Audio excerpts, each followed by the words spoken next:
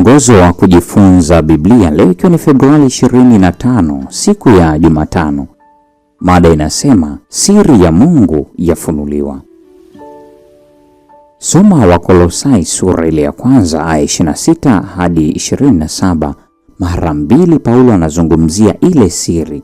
Siri gani?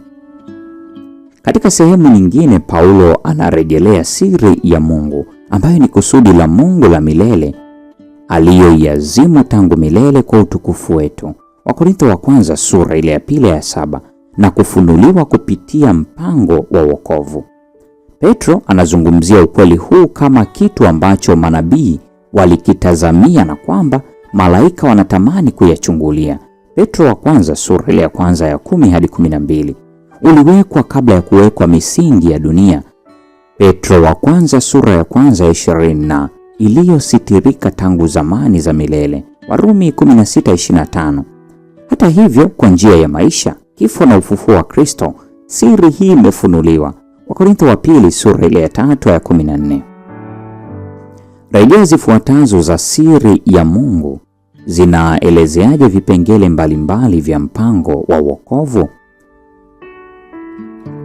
Rejea ya kwanza, Waefeso sura ile ya kwanza ya 7 hadi ya 10.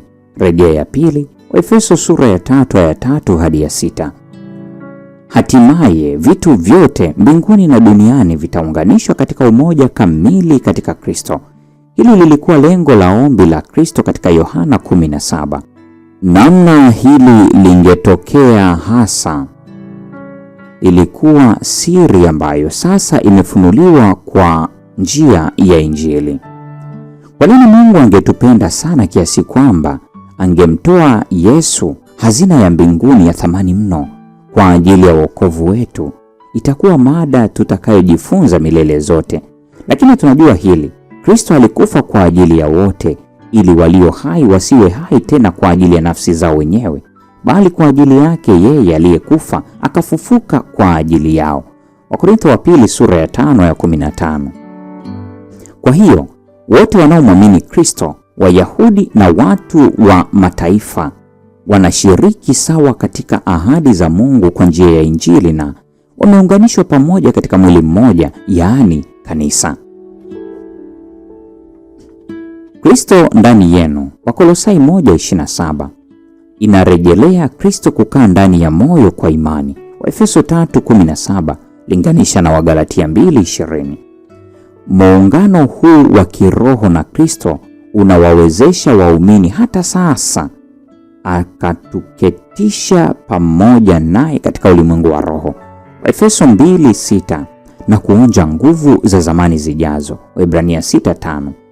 Kupitia kuwepo kwa Kristo maishani mwetu, tayari anaanza kutuunganisha na mbingu. Ni Injili itendayo kazi mioyoni mwa waumini ambayo itawastahilisha kupokea sehemu ya urithi wa watakatifu katika nuru. Wakolosai sura ile ya kwanza aya 12. Hii ni Februari 25, siku ya Jumatano, mada ikisema siri ya Mungu yafunuliwa. Na huo ndio mwisho wa tafakari ya mada hii siku ya leo.